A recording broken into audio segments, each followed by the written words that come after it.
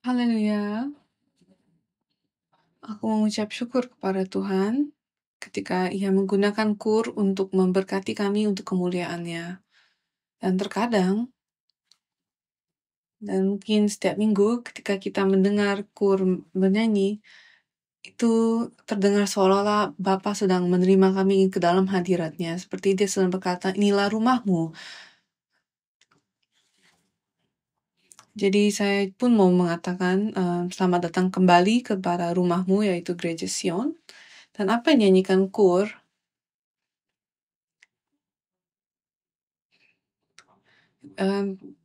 dan apa yang telah kita pelajari dari kitab Markus sejauh ini, apakah kita mengizinkan Tuhan untuk memimpin kita? Apakah kita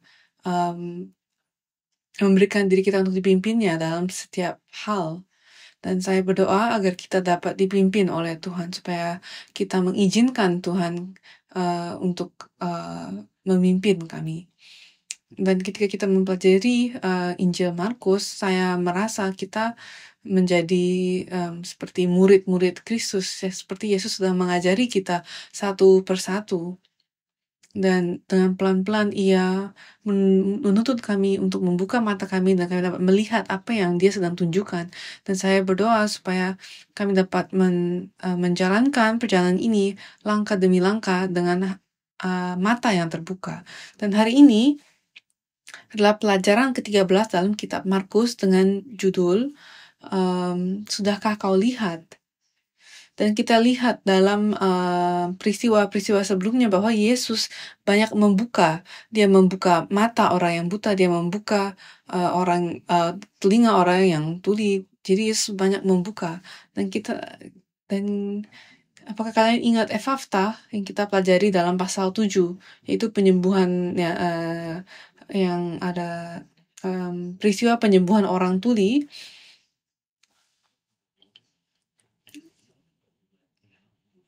Dan penyembuhan orang buta dalam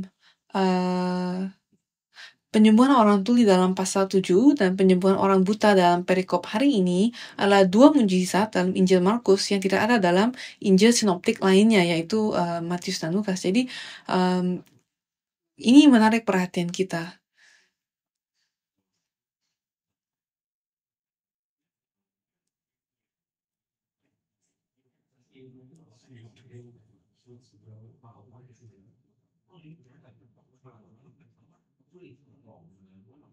Sehingga ketika penulis Injil memasukkan sebuah peristiwa yang tidak disebutkan oleh penulis Injil lainnya, hal ini menarik perhatian kita karena hal ini menunjukkan perhatian utama dari penulis Injil tersebut terhadap apa yang ingin disampaikan kepada kita, para pembacanya. Dan hal lain yang menarik dari mujizat hari ini, peristiwa hari ini, dan kita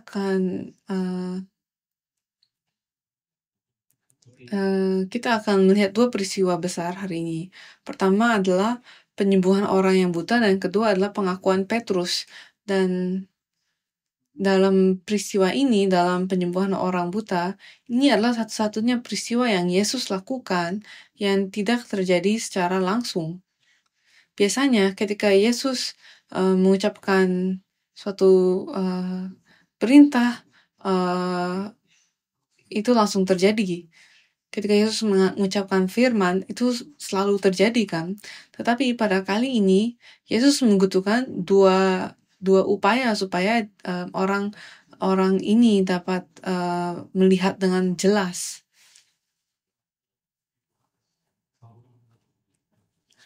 Jadi apakah ini karena Yesus lelah?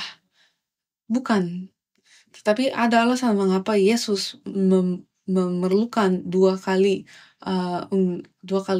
upaya supaya orang itu dapat sembuh sepenuhnya. Jadi ada sesuatu yang mau Ia sampaikan kepada kita. Dan pertanyaan pertama yang dia ketika orang-orang membawa orang buta ini kepada Yesus dan memintanya untuk menyembuhkannya, apa yang Yesus lakukan?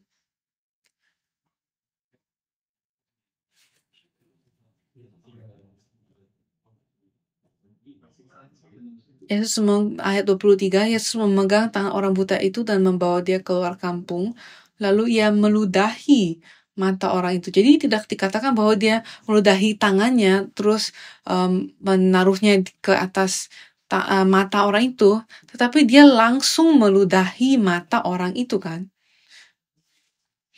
Dan dia meletakkan tangannya atasnya. Dan kemudian dia baru bertanya, sudahkah kau lihat sesuatu? Jadi dalam perjanjian lama, meletakkan tangan digunakan untuk 3 tujuan. Ketika kau mau mempersembahkan suatu korban, maka kamu akan meletakkan tanganmu atas binatang itu untuk mentransfer semua dosamu ke dalam binatang itu. Dan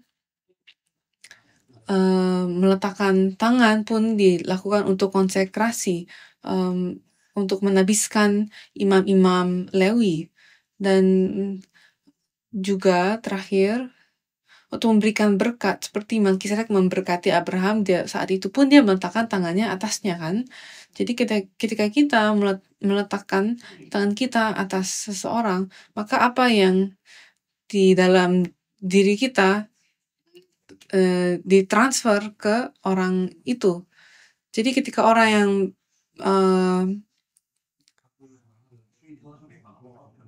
ketika seorang pendosa meletakkan tangannya atas kita, dosa itu masuk ke dalam kita.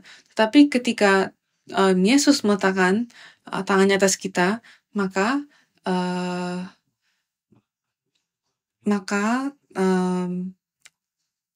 rohnya pun tersebar ke dalam kita.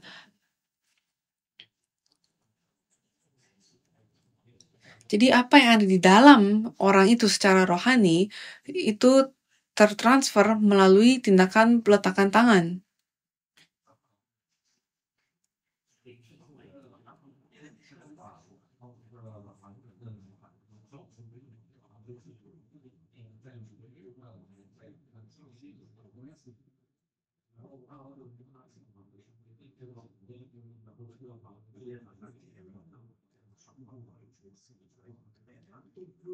Jadi Yesus bertanya, sudahkah kau lihat sesuatu kepada orang buta itu? Dan dia berkata, aku manusia, aku melihat orang sebab melihat mereka berjalan-jalan tetapi tampaknya seperti pohon-pohon.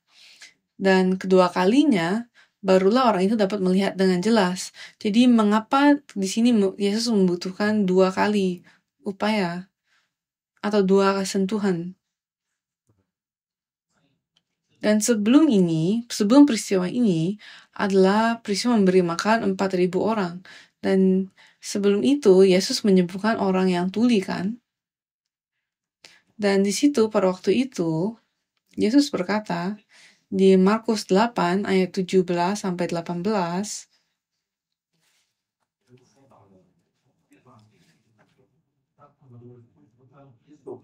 jadi setelah Yesus memberi makan 4.000 orang,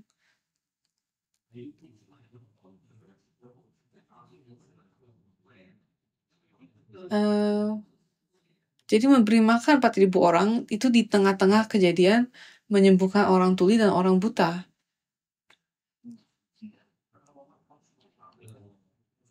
Jadi saat itu mereka kalau kita lihat di Markus 8:7-18 dikatakan, dan ketika Yesus mengetahui apa yang mereka perbincangkan, ia berkata, mengapa kamu berbincang soal tidak ada roti? Belum juga kamu faham dan mengerti? Telah degilkah hatimu? Kamu punya mata, tidakkah kamu melihat? Dan kamu punya telinga, tidakkah kamu mendengar? Tidakkah kamu ingat lagi? Jadi Yesus sedang menjelaskan apa yang dimaksudkan dengan melihat. Melihat sama dengan memahami.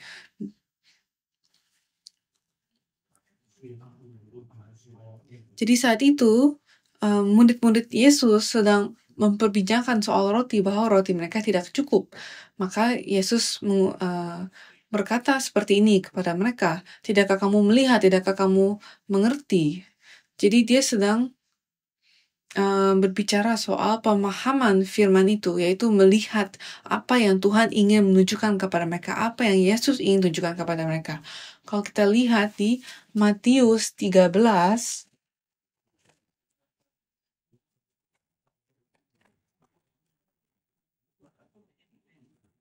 Matius 13 ayat 13. Itulah sebabnya aku berkata-kata dalam perumpamaan kepada mereka, karena sekalipun mereka melihat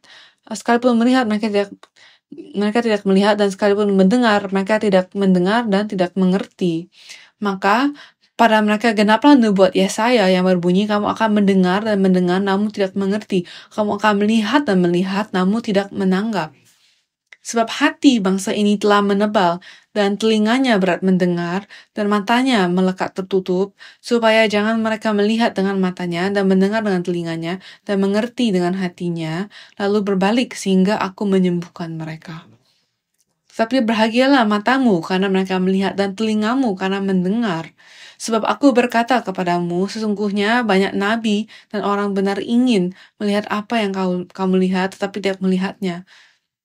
Yang ingin mendengar apa yang kamu dengar, tetapi tidak mendengarnya. Jadi Yesus berbicara soal melihat dan mendengar, seolah-olah mereka berdua ini bermaksud memahami. Dan kemudian dia berkata kepada para muridnya, sesuatu yang menarik. Yesus berkata kepada muridnya, sebab aku berkata kepadamu, sesungguhnya banyak nabi dan orang benar ingin melihat apa yang kamu lihat, tapi tidak melihatnya. Jadi apa yang sedang Yesus bicarakan di sini? Apa yang mereka lihat? Mereka sedang melihat Yesus, kan? Mereka ingin melihat Yesus, kan? Mereka ingin mendengar apa yang kamu dengar, yaitu perkataan Yesus. Dan sekarang coba saya tanya, apakah kalian melihat? Apakah kalian mendengar? Apakah kalian terberkati karena karena kamu melihat apa yang mereka ingin melihat, dan kamu mendengar apa yang mereka ingin mendengar? Cobalah kita sungguh-sungguh renungkan hal ini. Murid-murid Yesus datang untuk melihat secara perlahan, dan itulah mengapa Yesus menunjukkan mengapa Yesus membuka mata orang buta ini secara bertahap,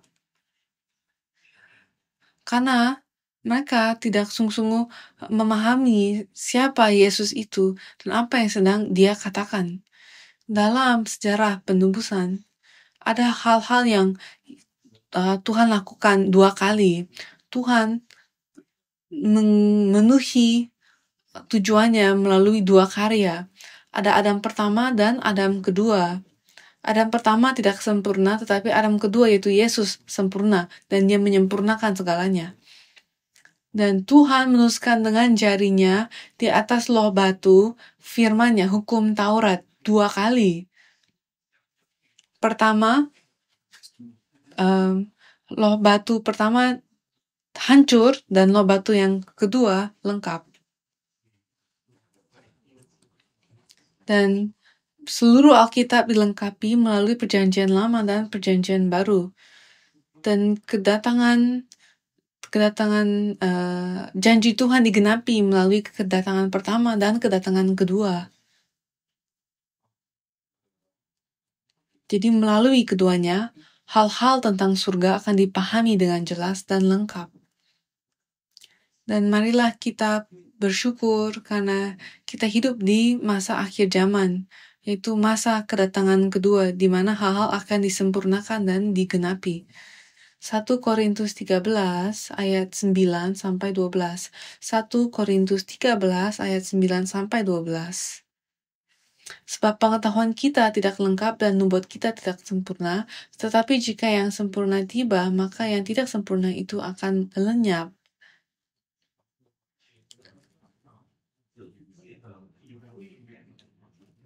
Ketika aku kanak-kanak, aku berkata-kata seperti anak-anak, aku merasa seperti kanak-kanak, aku berpikir seperti kanak-kanak. Sekarang sesudah aku menjadi dewasa, aku meninggalkan sifat kanak-kanak itu, karena sekarang kita melihat dalam cermin sesuatu gambaran yang samar-samar, tetapi nanti kita akan melihat muka dengan muka. Sekarang aku hanya mengenal dengan tidak sempurna, tetapi nanti aku akan mengenal dengan sempurna, sama seperti aku sendiri dikenal. Haleluya. Jadi dikatakan ketika yang sempurna tiba. Apa yang dimaksudkan di sini ketika dia berkata ketika yang sempurna itu tiba? Rasul Paulus menulis ini setelah kedatangan pertama. Jadi dia sedang dia sedang berbicara soal kedatangan kedua. Dan secara rohani kita tidak akan seperti kanak-kanak, tetapi kita akan menjadi dewasa. Kita akan melihat dengan jelas, muka dengan muka. Dan kita akan kenal dengan lengkap. Kita akan mengenal dengan sempurna. Dan saya berdoa, kiranya berkat ini, berkat untuk dapat melihat sepenuhnya, dapat melihat dengan sempurna, dapat diberikan kepada seluruh anggota gereja Sion. Dan ada suatu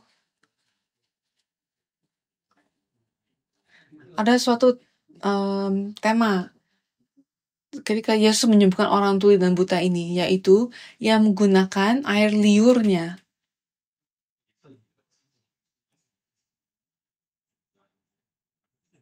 Dan dia menggunakan air liurnya karena jika tubuh Yesus adalah bait suci, maka air yang mengalir keluar dari bait suci itu adalah air kehidupan, dan itulah yang dilambangkan melalui air liurnya. Dan kita melihat air kehidupan ini di bait suci Yehezkiel, kan? Maka Yesus pun berkata dalam Yohanes 4 bahwa dia memberikan air hidup, dan orang yang meminumnya tidak akan haus lagi. Dan kalau kita lihat di Yohanes 7 ayat 37 sampai 38,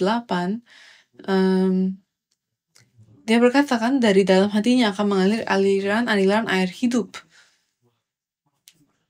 Dan itu dapat dinikmati oleh setiap orang yang percaya kepada Yesus. Dan orang-orang yang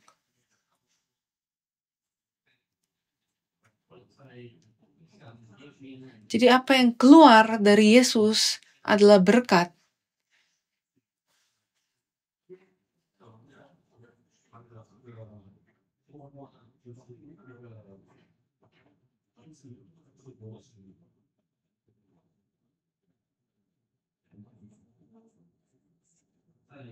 Dan di bait suci Yehezkiel dikatakan bahwa kemanapun air kehidupan itu mengalir, itu akan memberikan kepadamu kehidupan.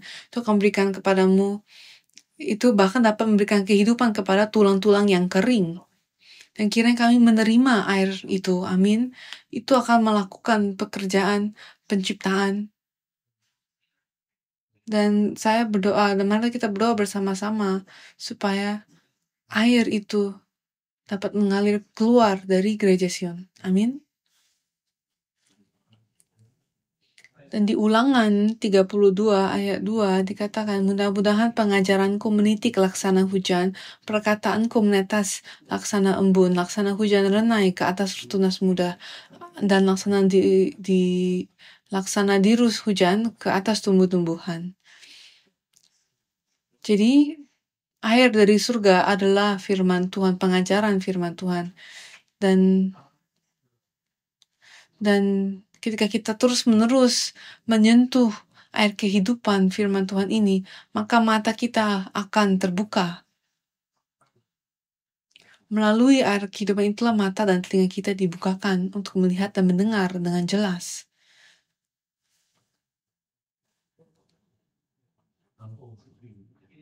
Air kehidupan yang mengalir keluar dari tempat kudus bait suci adalah firman yang mengalir keluar dari tata surga. Dan saya berdoa agar kita dapat berkata kepada Bapa kita, Tuhan, aku melihat dengan jelas kehendak-Mu. Dan kita sering kali bingung, kita sering tidak tahu apa yang harus kita perbuat karena kita tidak dapat melihat dengan jelas. Dan mungkin kita mengira bahwa kita melihat dengan jelas, tapi ketika seiring berjalannya waktu, kita dapat penglihatan kita menjadi gelap dan kita menjadi bingung sekali lagi. Dan Yesus yang bertanya kepada muridnya tentang apa yang mereka lihat.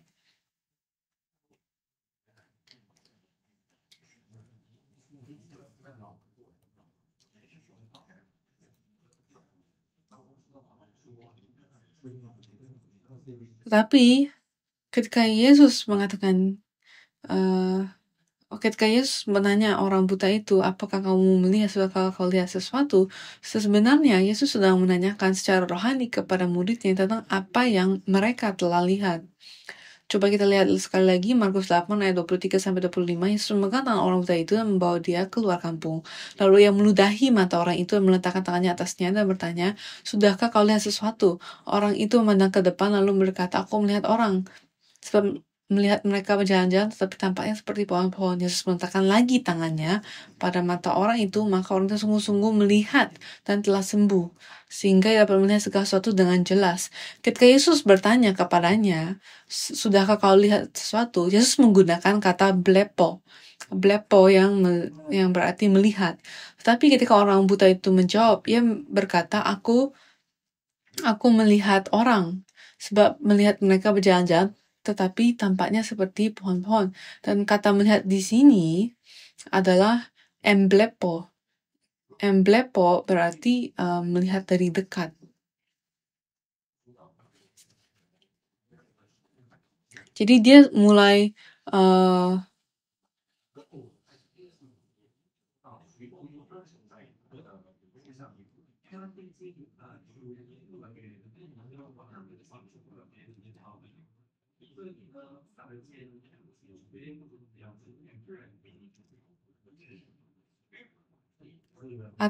emblepo juga melihat secara langsung. Jadi dia dapat melihat dengan jelas.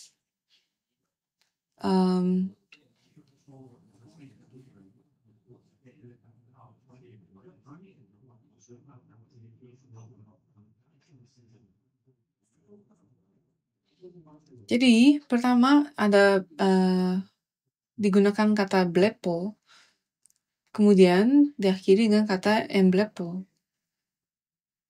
Jadi ketika kita melihat, kita harus memahami, maka kita dapat melihat dengan jelas. Jadi kita harus melihat sampai emblepo. Kita harus bisa melihat dengan makna emblepo terhadap Yesus. Kita harus dapat melihat Yesus secara emblepo. Jadi, apakah kita dapat melihat apa yang Yesus ingin kita lihat?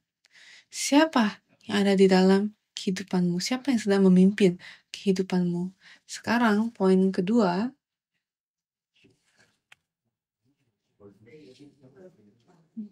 Setelah peristiwa ini, Yesus membawa murid-muridnya berangkat ke Kaisarea Filipi. Dan Kaisarea Filipi ini adalah kawasan di mana ada banyak penyembahan berhala.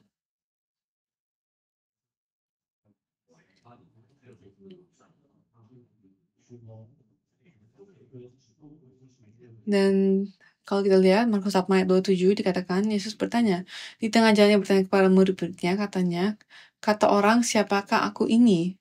Jadi Yesus pertama-tama dia mengajukan pertanyaan, kata orang, siapakah aku ini? Dan murid-murid memberikan kepadanya tentang apa yang mereka dengar. Jadi menurut orang-orang, siapa Yesus itu? Apa yang dikatakan oleh orang-orang sekitar kita tentang Yesus? Apa yang dikatakan orang-orang sekitar kita akan gereja kita, akan firman ini?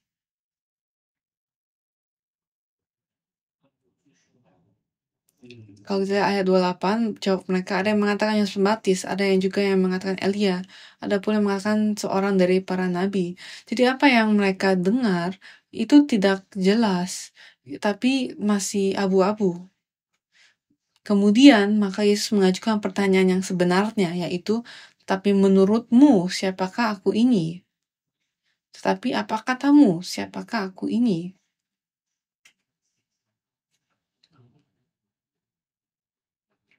Dan bila kita tanyakan ini kepada diri kita pun, apakah kita melihat apa yang orang lain melihat, atau apakah mata kita terbuka? Dan itulah mengapa kalian hadir di tempat ini hari ini. Siapakah aku ini menurutmu? Dan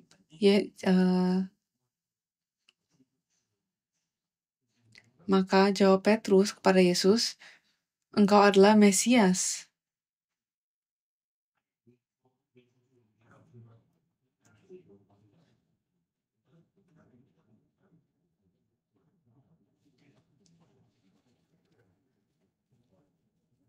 Dan Markus tidak berbicara tentang ini, tetapi Yesus mengatakan kepada Petrus, "Berbahagialah engkau Simon bin Yunus, sebab bukan manusia yang menyatakan itu kepadamu, melainkan Bapakku yang di sorga. Dan aku pun berkata kepadamu, engkau adalah Petrus, dan di atas batu karang ini aku mendirikan jemaatku, dan alam maut tidak akan menguasainya. Kepadamu akan kuberikan kunci kerajaan surga." Itu ada di Matius 16 ayat 17 sampai 19. Jadi Markus tidak menyebut ini. Dan ingat, melalui Injil Markus kita melihat bahwa pengakuan seseorang tidak melambangkan iman orang itu. Petrus mengakui bahwa Yesus adalah Mesias, dan itulah pengakuan terbaik yang dapat dibuat. Tetapi Yesus menyuruh Yesus menceritakan tentang kematiannya kan di Markus 8 ayat 30 seterusnya.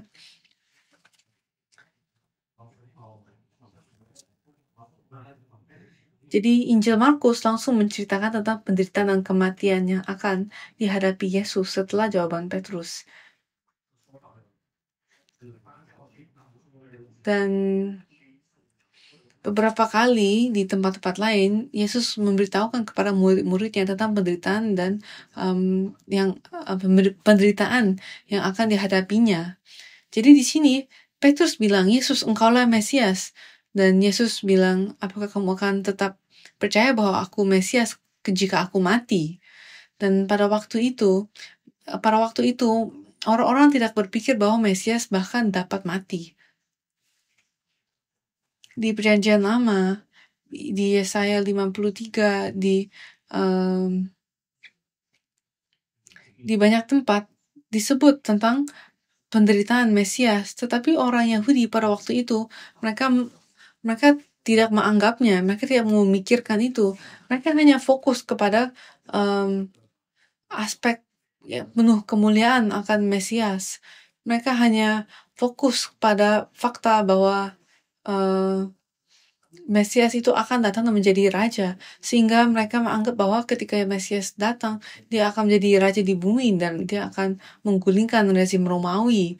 Tetapi Yesus memberikan kabar terburuk kepada mereka. Karena ketika Petrus mengakui, "Engkaulah Mesias," Yesus malah menjawabnya, "Tetapi aku akan mati." Jadi gimana perasaan kalian kalau kalian ada di tempat itu? Jadi Yesus berkata, "Apakah kamu melihat siapa aku ini?" Dan Petrus bilang, "Iya, aku melihat, kamulah Mesias." Tetapi Yesus bilang, "Hati-hati, karena aku akan mati loh." Jadi apa reaksimu kalau kamu adalah Petrus? Ya, kamu akan mati. Apakah begitu saja? Atau, "Oh, oke, aku sudah tahu." Tapi enggak. Reaksi Petrus adalah mungkin apa yang kita akan lakukan juga. Kalau kita lihat,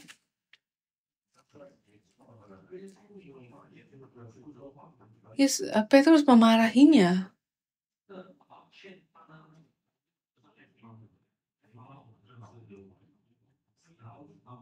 Petrus memarahi Yesus.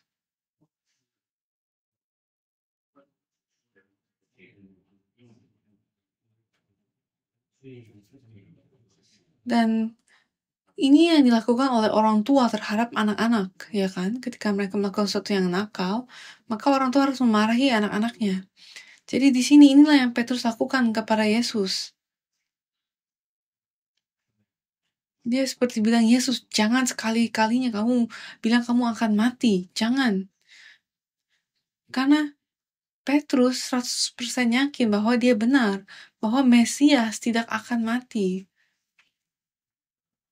Dan terkadang kita pun membuat kesalahan yang sama karena kita merasa bahwa kita 100% yakin bahwa ini benar.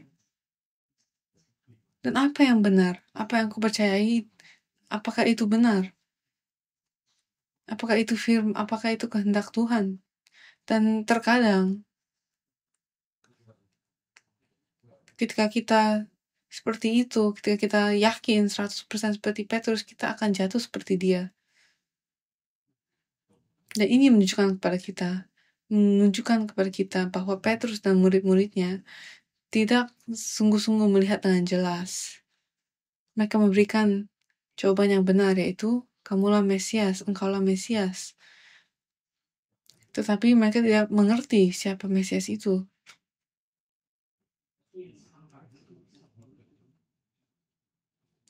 Jadi apa yang dan Yesus kemudian memanggilnya iblis kan? Jadi apa yang menghasilkan iblis di dalam diri kita? Di sini Petrus mengakui Yesus, engkaulah Mesias. Dan itulah pengakuan yang terbaik. Tetapi kemudian setelah itu, secara langsung ia menjadi iblis. Karena iblis juga mengakui Yesus dan tahu bahwa dia adalah Mesias. Dan iblis tahu bahwa Yesus lebih kuat daripada siapapun.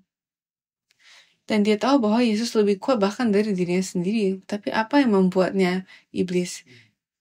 Yang membuatnya iblis adalah meskipun dia mengakui Yesus, dia tetap mau melawan Yesus. Dia tidak mau mengikuti Yesus.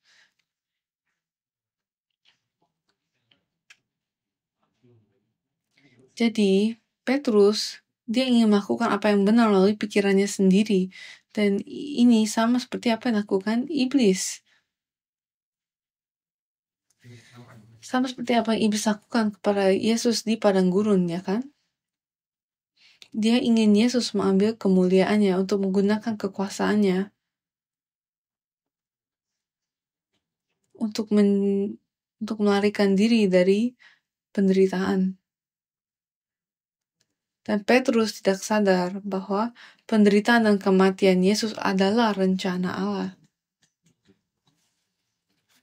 Dan terkadang rencana Allah adalah sesuatu yang kita tidak bayangkan. Dan mungkin tidak masuk akal bahwa Mesias dapat mati atau harus mati. Dan itulah mengapa dia memarahi Yesus.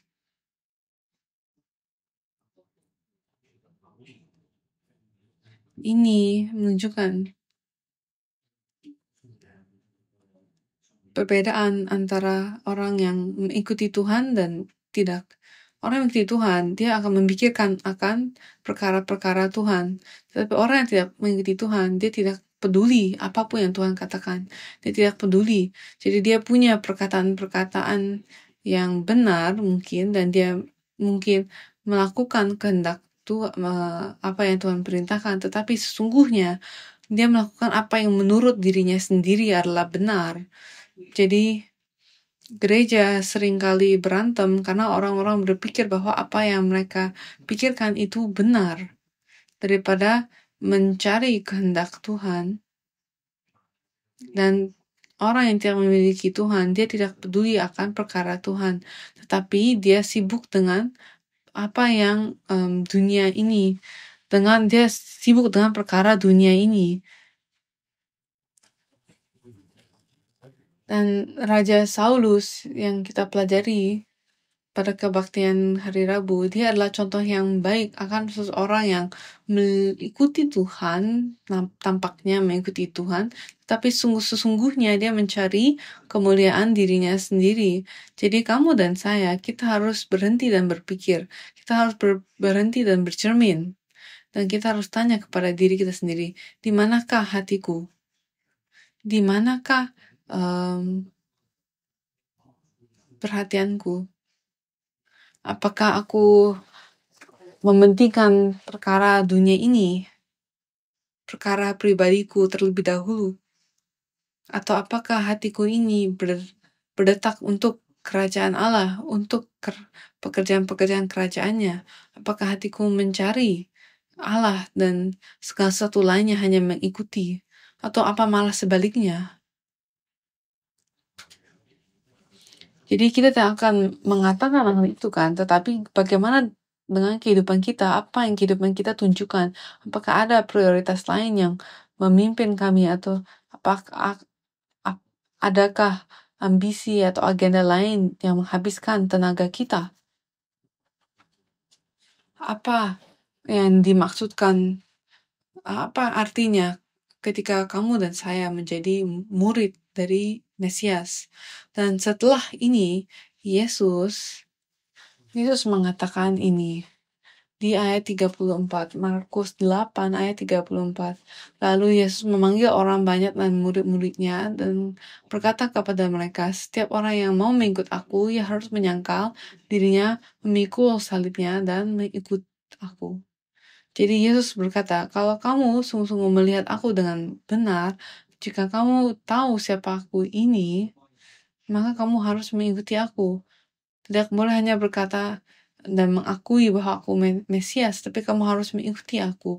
Kamu harus menyangkal dirimu dan memikul salibmu untuk mengikuti aku.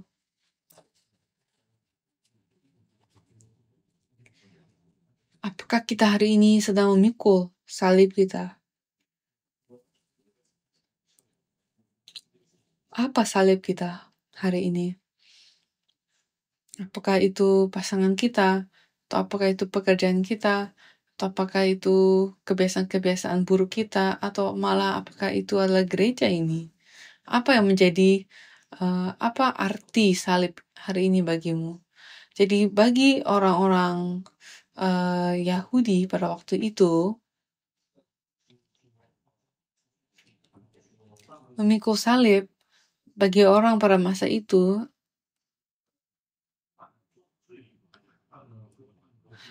adalah hal terburuk dan paling memalukan yang dapat terjadi kepada seorang manusia pada waktu itu.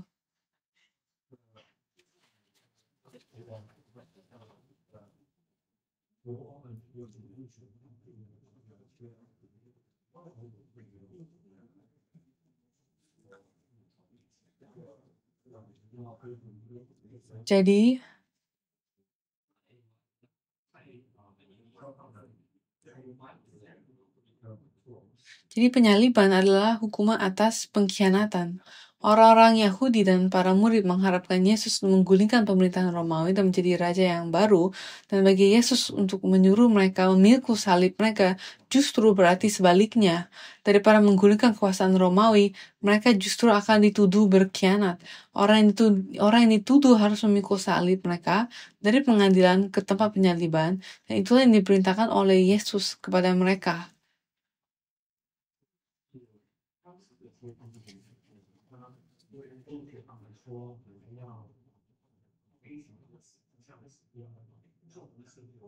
Jadi Yesus sudah memberitahukan kepada mereka dan kita hari ini bahwa jika Anda ingin menyebut diri Anda dengan namaku, Anda harus siap untuk memikul salib itu. Dan jika Anda ingin menjadi seorang Kristen, Anda harus siap untuk memikul salib itu. Nah, kalau kita mau menjadi seorang Kristen yang sejati, kita harus siap untuk mengikuti Yesus kemanapun dia pergi, bahkan sampai kematian. Di ayat 35 sebagai kesimpulan, Markus 8 dan ayat 35, karena siapa yang menyelamatkan nyawanya, ia akan kehilangan nyawanya. Tetapi siapa kehilangan nyawanya karena aku dan karena Injil, dia akan menyelamatkannya. Jadi Petrus mengabaikan rencana dan kehendak Allah demi memenuhi definisi sendiri tentang apa yang baik. Jadi baginya hanya baik jika Yesus tidak mati. Dan betapa hebatnya itu kan, menurut standar dunia ini, standar kehidupan kita, memang lebih baik jika Yesus tidak mati. Tapi itu bukanlah kehendak Tuhan, karena baginya hanya baik jika Yesus mati.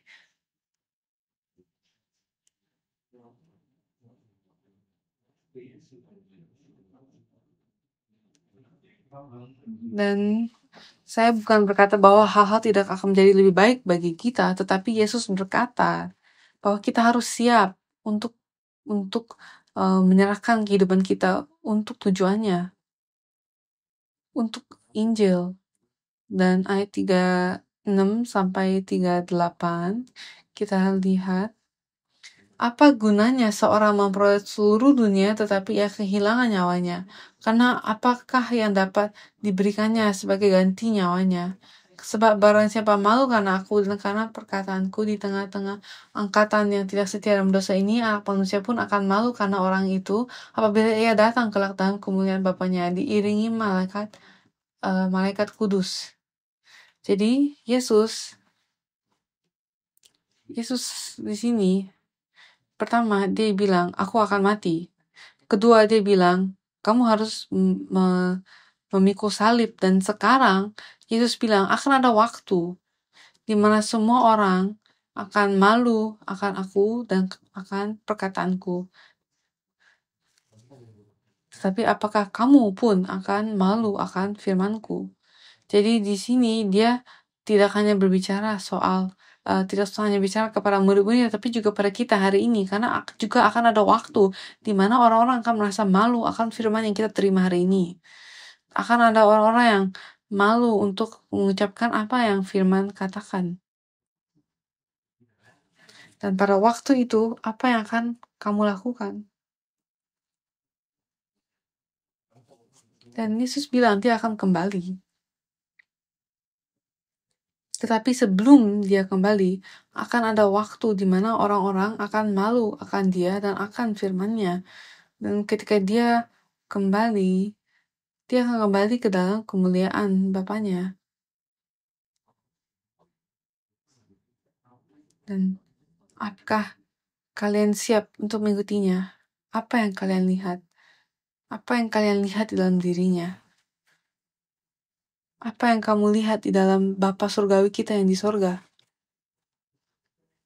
Saya berdoa agar gereja Sion akan menjadi seperti 144.000 yang mengikuti Yesus kemanapun dia pergi. Dan pada akhirnya kiranya dapat berdiri di atas Gunung Sion. Kiranya gereja kami pun menjadi Gunung Sion. Amin.